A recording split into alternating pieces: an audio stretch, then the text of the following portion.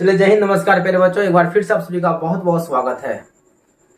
तो आप सभी का जो है ना क्वेश्चन बैंक जो चल रहा था प्यारे बच्चों, वह आपका 2012 तक हो गया था। ये हमारा क्या 2013, ठीक है ना। 2012 तक पूरा अच्छी तरह से कंप्लीट कर दिए थे पूरा ऑब्जेक्टिव, ठीक है ना।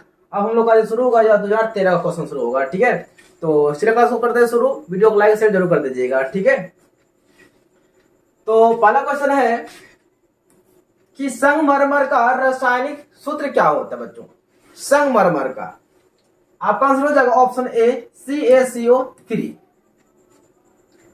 ऑप्शन अगला क्वेश्चन नेक्स्ट है कि बोन COOH अभिक्रियाशील मूलक को क्या कहते हैं। देखिए यहाँ आपका एक एसिड होता है, एसिड यानी कि यहाँ अम्ल होता है। अगला क्वेश्चन है कि प्रकाश संश्लेषण क्रिया में ऑक्सीजन बाहर निकलता है। देखिए जब प्रकाश संश्लेषण क्रिया होती है तो ऑक्सीजन जो बाहर निकलता है वह जल के माध्यम से ऑक्सीजन बाहर निकलता है। इसके माध्यम से, जल के माध्यम से।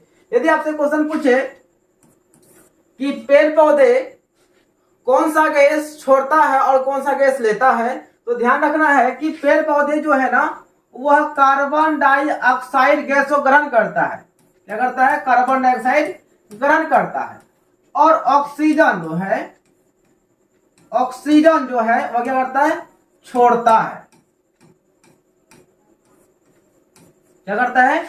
CO2 ग्रहण करता है और O2 मतलब ऑक्सीजन छोड़ता है। और एक आपको क्वेश्चन है कि बताइए हमारे वायुमंडल में CO2 की मात्रा कितनी है। फिर बच्चों हमारे वायुमंडल में CO2 यानी कार्बन डाइऑक्साइड का जो मात्रा है 0.03% है। क्लियर है सबका? चलिए आगे बढ़ते हैं। अगला क्वेश्चन है कि मैग्नीशियम पाया जाता है। फिर बच्चों मैग्नीशियम किसमें पाया जाता है? मैग्नीशियम जो है आपका क्लोरोफिल में पाया जाता है। आपका एग्जाम यह भी क्वेश्चन आ सकता है कि पत्ती का रंग हरा है ना, पत्ती का रंग हरा क्यों होता है। तो बताना है कि पत्ती का रंग हरा जो होता है उसका वजह है क्लोरोफिल। क्या है वजह? क्लोरोफिल। यानी कि क्लोरोफिल की उपस्थिति में ही पत्ती क्या होती है? हरी होती है। यानी कि हरी भरी पत्तियां में कौन सा तत्व पाया जाता है? तो क्लोरोफिल बताना आप लोगों को, ठीक है ना। दूसरा बात क्या है कि पत्ती के सतह पर कई छोटे छोटे छिद्र पाए जाते हैं, उसे क्या कहते हैं? उसे कहते हैं रंध्र। क्या कहते हैं? रंध्र कहते हैं। पत्ती के सतह पर कई छोटे छोटे छिद्र पाए जाते हैं जिसको हम लोग क्या कहते हैं? रंध्र कहते हैं, ठीक है। अगला क्वेश्चन आ जाइए कि इंसुलिन की कमी से। देखिए बहुत ही अच्छा क्वेश्चन है, एग्जाम में आपको कई बार आ चुका भी है कि इंसुलिन की कमी के कारण कौन सा रोग होता है। तो इंसुलिन की कमी से आपका मधुमेह रोग होता है। कौन सा रोग? मधुमेह। और यह जब घेंगा देख रहे हैं ना, यह आपका आयोडीन की कमी से। किसकी कमी से? आयोडीन की कमी से कौन सा रोग होता है बच्चों? तो घेंगा रोग होता है। क्लियर है सबका? चलिए नेक्स्ट आते हैं। सवाल है आपका कि दृश्य प्रकाश है ना, दृश्य प्रकाश में किस वर्ण का तरंगदैर्घ्य अधिकतम होता है। यानी कि श्वेत प्रकाश। दृश्य प्रकाश बोलिए या फिर आप उसको बोल सकते हैं श्वेत प्रकाश। यानी कि श्वेत प्रकाश में किस वर्ण का तरंगदैर्घ्य सबसे अधिक होता है। तो तरंगदैर्घ्य की बात करेंगे तो लाल वर्ण का तरंगदैर्घ्य सबसे क्या होता है? अधिक होता है। और ये बैगनी का जो तरंगदैर्घ्य है वह सबसे क्या होता है? कम होता है। बैगनी का तरंगदैर्घ्य क्या है? कम है। लेकिन वही क्वेश्चन पूछे कि किस वर्ण का विचलन अधिक होता है, तो बताना है विचलन। देखिए ध्यान से, विचलन जो है ना अधिक, ध्यान दीजिएगा, अधिक विचलन किसका होता है? तो बैगनी वर्ण का। ना प्यारे बच्चों, बैगनी वर्ण का विचलन क्या होता है? सबसे अधिक होता है। लेकिन यदि बात करेंगे विचलन कम यानी किस वर्ण का विचलन कम होता है प्यारे बच्चों, तो जो है ना आपका लाल वर्ण का विचलन क्या होता है? कम होता है। लेकिन लाल का तरंगदैर्घ्य क्या होता है? ज्यादा होता है और बैगनी का तरंगदैर्घ्य कम होता है। विचलन की बात करेंगे तो बैगनी का विचलन अधिक हो जाता है और लाल का विचलन क्या होता है? कम हो जाता है। आपसे एग्जाम में यह भी क्वेश्चन आ सकता है कि श्वेत प्रकाश में कितने वर्ण पाए जाते हैं, यानी कितने रंग होते हैं। तो बताना है श्वेत प्रकाश में ना, श्वेत प्रकाश में 7 वर्ण होते हैं। कितने वर्ण होते हैं भाई? 7 वर्ण होते हैं। अगला क्वेश्चन है विद्युत शक्ति का एसआई मात्रक क्या होता है। विद्युत शक्ति का मात्रक प्यारे बच्चों वाट होता है। अच्छा वोल्ट जो है ना, ये आपका विभव का मात्रक होता है। विभव हो अथवा विभवांतर हो, क्या हो, विभव अथवा विभवांतर का मात्रक क्या होता है, वोल्ट होता है। और ये जूल, यहाँ जूल हो गया भाई, जूल होगा है ना, जूल जो है यह आपका ना कार्य का मात्रक होता है, या बोल सकते हैं ऊर्जा का मात्रक क्या होता है, जूल होता है, राइट। उसके बाद कूलम जो है, या कूलम हमारा आवेश का मात्रक होता है। याद रखना है कि आवेश का मात्रक क्या होता है, तो कूलम होता है, ठीक है। चलिए आगे बढ़ते हैं। क्वेश्चन अगला है आपका कि विद्युत बल्ब का तंतु बना होता है, जो विद्युत बल्ब होता है ना उसका जो तंतु बना होता है, फिलामेंट, वो किसका बना होता है, वह आपका टंगस्टन का बना होता है। किसका, टंगस्टन का। अगर वही बात करेंगे कि बताइए विद्युत बल्ब में कौन सी गैस भरी जाती है, तो बताना है विद्युत बल्ब में कौन सी गैस भरी जाती है बच्चों, तो बताना है आपको क्या, अक्रिय गैस भरी जाती है। कौन सा गैस, अक्रिय गैस। तो उसका नाम क्या है, उसका नाम है हीलियम। विद्युत बल्ब में हीलियम गैस भरी जाती है।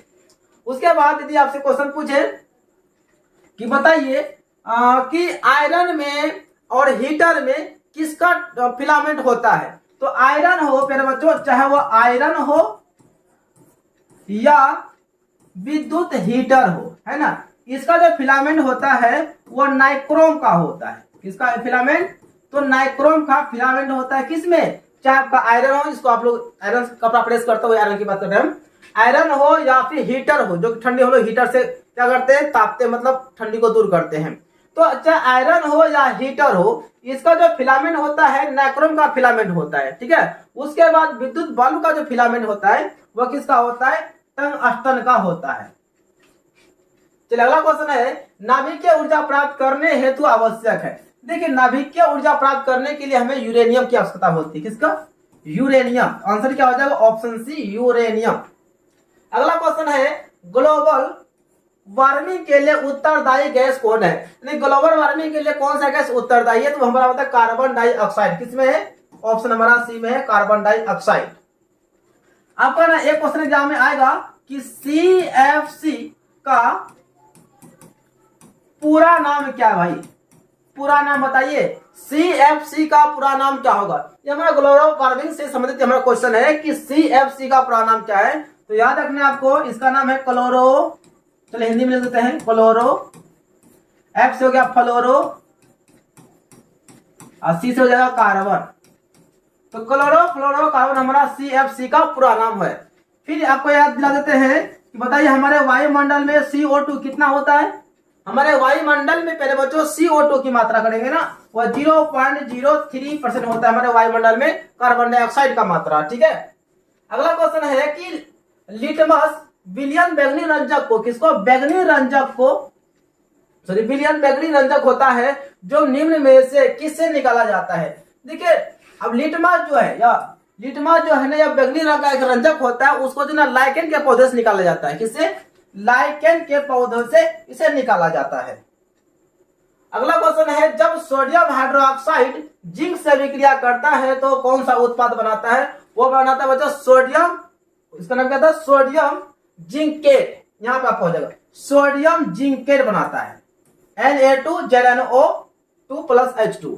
यहाँ पे अगर 2 नहीं भी देंगे तो फिर भी चलेगा, ठीक है, लेकिन 2 दे देना चाहिए। और आप ऑप्शन में है तो कोई दिक्कत नहीं। इसको क्या बोलते हैं, सोडियम जिंकेट कहते हैं। चलिए अगला क्वेश्चन है, किसी भी उदासीन विलयन का पीएच मान क्या होता है। यार बच्चों उदासीन विलयन का पीएच मान जो है, उदासीन विलयन का पीएच मान वह आपका 7 होता है। किसका, उदासीन का। लेकिन वही बोलेगा, बताइए कि अम्लीय विलयन का, है ना, अम्लीय विलयन का पीएच मान क्या होता है, तो अम्लीय विलयन का जो पीएच मान होता है वह 7 से कम होता है। किसका, अम्लीय विलयन का। उसके बाद जो है ना आपका एक होता है क्षारीय विलयन। क्षारीय विलयन जो है ना पहले बच्चों, क्षारीय विलयन का पीएच मान जो होता है वह क्या होता है, 7 से अधिक होता है। किसका, क्षारीय विलयन का पीएच मान 7 से अधिक होता है, और उदासीन का पीएच मान आपका पक्का पक्की 7 होता है। चलिए अगला क्वेश्चन है, ये बेकिंग सोडा का रासायनिक सूत्र क्या है। बेकिंग सोडा का सोडियम कार्बोहाइड्रेट, आपका ऑप्शन हो जाएगा ए। इसको हम लोग खाने वाला सोडा भी कहते हैं, इसी सोडा का इस्तेमाल हम लोग पूरी वगैरह में करते हैं। तो NaHCO3 सोडियम कार्बोहाइड्रेट, इसे खाने वाला सोडा भी कहते हैं, इसको हम लोग क्या बोलते हैं, बेकिंग सोडा भी कहते हैं। चलिए अगला क्वेश्चन है, एक्वारेजिया मिश्रण में HCl मतलब हाइड्रोक्लोराइड एंड HNO3 का अनुपात क्या होता है? वो अनुपात होता है मेरे बच्चों 1:3 होता है। कितना होता है? 1:3 होता है। अगला क्वेश्चन है, द्विखंडन होता है। देखिए द्विखंडन जो है ना, ये हमारा अलैंगिक जनन की विधि है। द्विखंडन जो है हमारा अमीबा में पाया जाता है। किसमें? अमीबा में। और अमीबा पे आपका क्वेश्चन आएगा, बताइए कि अमीबा भोजन का ग्रहण कैसे करता है? बताइए मेरे बच्चों कि अमीबा भोजन का ग्रहण कैसे करता है? तो वह करता है कूटपाद के द्वारा, कूटपाद के द्वारा। और अमीबा कैसा जीव है? अमीबा जीव जो है वह एक कोशिकीय जीव है, एक कोशिकीय जीव है। याद रहेगा, अमीबा जो है ना एक कोशिकीय जीव है, इसका आकार निश्चित नहीं होता है। अगला क्वेश्चन है कि फूल में नर प्रजनन अंग होता है। मेरे बच्चों फूल का जो नर प्रजनन अंग होता है, नर, वो आपका होता है पुंकेसर। क्या होता है? पुंकेसर होता है। उसके बाद यदि क्वेश्चन पूछ दे कि बताइए कि फूल में मादा है ना, मादा प्रजनन अंग होता है, अंग होता है। तो बताइए फूल में जो मादा प्रजनन अंग है वह क्या होता है? उसे हम लोग कहते हैं स्त्री केसर। क्या कहते हैं बच्चों? स्त्री केसर कहते हैं। फूल का जो नर भाग होगा उसे पुंकेसर कहते हैं, और उसी फूल का यदि बोलेगा कि मादा भाग क्या होगा, मतलब स्त्रीलिंग भाग क्या होगा, तो बताना है स्त्री केसर होता है। क्लियर है सबका? आगे बढ़िए। क्वेश्चन है 18 कि अंडाणु निषेचित होता है। अंडाणु जो है हमेशा फेलोपियन नलिका में निषेचित होता है। फेलोपियन नलिका, इसको सही करते हैं, नलिका, फेलोपियन नलिका से निषेचित होता है कौन? अंडाणु। और प्रत्येक, और देखिए अंडाणु जो है, या देखिएगा अंडाणु किसमें पाया जाता है? तो अंडाणु जो है, अंडाणु स्त्री में पाया जाता है। और यह अंडाणु जो है ना क्या होता है आपका? 2 गो होता है। कितना होता है? अंडाणु कितने होते हैं? अंडाणु 2 होते हैं। और बात करेंगे शुक्राणु का। शुक्राणु किसमें पाया जाता है? तो पुरुष में। शुक्राणु पुरुष में पाया जाता है। किसमें? शुक्राणु पुरुष में पाया जाता है। और शुक्राणु निर्माण कहाँ में होता है? शुक्राणु का निर्माण जो है ना आपका वृषण में होता है। याद रहेगा, शुक्राणु कहाँ पे बनता है? वृषण में बनता है। चलिए क्वेश्चन नेक्स्ट है 19। अवतल लेंस का आवर्धन यानी कि m बराबर होता है। आवर्धन क्या होता है आपका? होता है v/u होता है। और ये क्या रखना है आपका? दर्पण सूत्र, ध्यान दीजिएगा। दर्पण सूत्र जो होता है 1/v प्लस 1/u बराबर 1/f। और एक आपका होता है लेंस सूत्र। एग्जाम में आपको आएगा, लेंस सूत्र को बताइए, दर्पण सूत्र को बताइए। यह होगा आपका 1/v माइनस 1/u बराबर 1/f। यह हमारा हो जाएगा दर्पण का सूत्र, यह हमारा हो जाएगा लेंस का सूत्र हो जाएगा। क्लियर है सबका? चलिए अगला क्वेश्चन है कि गोलीय दर्पण में फोकसांतर एवं वक्रता त्रिज्या के बीच में संबंध क्या है? तो जो फोकसांतर होता है f जो होता है यह r/2 होता है, और इधर से गुना करेंगे तो r बराबर क्या हो जाएगा? 2f हो जाएगा, है ना। ये संबंध होता है, यानी कि फोकस दूरी जो है वक्रता त्रिज्या की आधी होती है, अर्थात वक्रता त्रिज्या फोकस दूरी की 2 गुनी होती है। r बराबर हो जाएगा 2f, आपका अगला ऑप्शन हो जाएगा सही। और जहां पे देखिए f बराबर r/2 ये भी आपका हो जाएगा सही। थोड़ा मिस्टेक से जो ना दोनों ऑप्शन आ गया इसमें, लेकिन आपका जो ऑप्शन एग्जाम में दोनों में इसको एक ऑप्शन रहेगा, लेकिन यहाँ पे फिलहाल में आपका दोनों आंसर सही है। ठीक है, दोनों सही है। अगला क्वेश्चन है कि विद्युत धारा उत्पन्न करने की युक्ति को क्या कहते हैं? तो विद्युत धारा उत्पन्न करने की युक्ति को कहते हैं जनित्र, कहते हैं जनरेटर, जनित्र कहते हैं। चलिए प्यारे बच्चों, 2013 का कितना का? 2013 में आपका 21 क्वेश्चन था, ऐसे 20 ही था, हम एक्स्ट्रा लिए थे, वो पूरा खत्म हो गया ऑब्जेक्टिव। ठीक है ना, तो कल हम लोग का क्लास जो होगा वो होगा 2014 का क्वेश्चन बैंक होगा। ठीक है, आस्ते आस्ते आपका ऑब्जेक्टिव का संख्या थोड़ा बढ़ेगा। ठीक है ना, तो वीडियो अच्छा लगा होगा तो वीडियो को लाइक शेयर जरूर कीजिएगा, और कमेंट बॉक्स में अपना राय जरूर बताइएगा। और एक क्वेश्चन आप लोग कमेंट बॉक्स में जरूर भर दीजिएगा, वह क्वेश्चन आप लोग के लिए है में आपको देते हैं होमवर्क क्या कि बताना है कि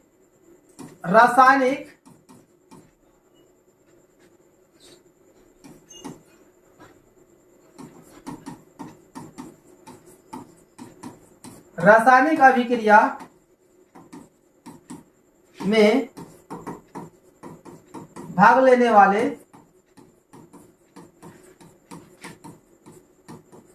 पदार्थ को क्या कहा जाता है? ठीक है ना। तो रासायनिक अभिक्रिया में भाग लेने वाले पदार्थों को क्या कहा जाता है? इसका आंसर आप सभी क्या कीजिएगा, इसका आंसर नीचे कमेंट बॉक्स में डाल देना है। ठीक है, तब तो मिलते हैं हम लोग अगले क्लास में। तब तक जय Hind, Vande Mataram, best of luck, अपना ध्यान रखिए और पढ़ाई को सीरियस से लिया कीजिए।